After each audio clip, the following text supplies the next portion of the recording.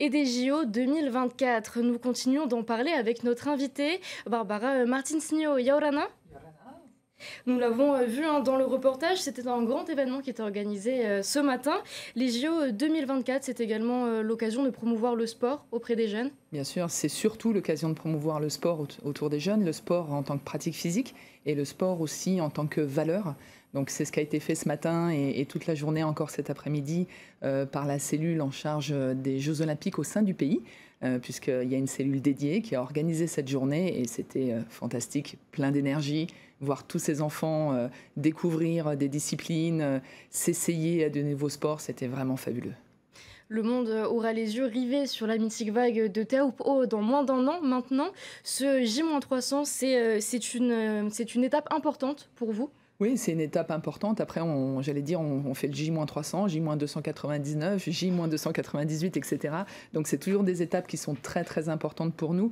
Mais là, effectivement, elle a une saveur particulière parce que pouvoir la partager avec la jeunesse polynésienne, être sur le terrain, au contact, voilà, on parle toujours des travaux, on parle toujours des opérations. C'est aussi ça, les Jeux.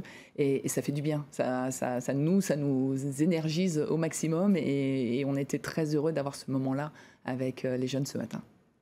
Une première réunion publique a été organisée il y a 2 semaines avec la population de Te Upō. Pourquoi est-ce que c'était important pour vous d'aller à la rencontre du grand public ?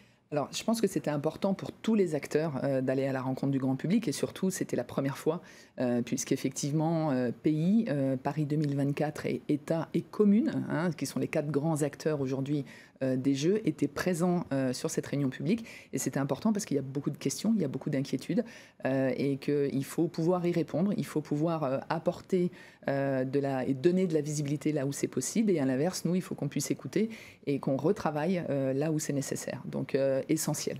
L'exercice aura lieu à nouveau, j'en profite, en janvier 2024, puisque la prochaine réunion publique avec l'ensemble des parties prenantes est planifiée pour janvier 2024. Elle sera également à Te Upō ? Oui, elle sera également à Te Upō, tout à fait. Au niveau de l'organisation des JO, donc des différents chantiers, pouvez-vous nous faire un bref état des lieux de leur avancement ?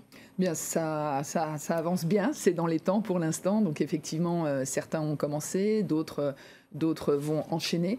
Mais globalement, effectivement, tous les travaux, que ce soit des travaux dits pérennes, seront finalisés soit juste avant la Tahiti Pro. Et puis tout ce qui est travaux temporaires sera finalisé entre la Tahiti Pro et les Jeux Olympiques. Donc on va dire une première échéance au mois d'avril 2024. Et puis ensuite, on viendra déployer tout ce qui est temporaire entre la Tahiti Pro du mois de mai et le début des Jeux du mois de juillet. Le coût de ces travaux, uniquement des aménagements pérennes, est estimé à 2,6 milliards. Qu'en est-il des retombées économiques concrètement ? Bien sûr, alors ça c'est un coût des travaux qui est un coût pérenne pour la population, puisqu'en fait ce sont des investissements qui vont profiter à la population derrière. Et puis nous, comité d'organisation, on a un budget pour opérer aujourd'hui sur le territoire polynésien, qui est un budget aujourd'hui de 1,4 milliard francs polynésiens. Ce budget-là, aujourd'hui, il va être dépensé pour partie en Polynésie.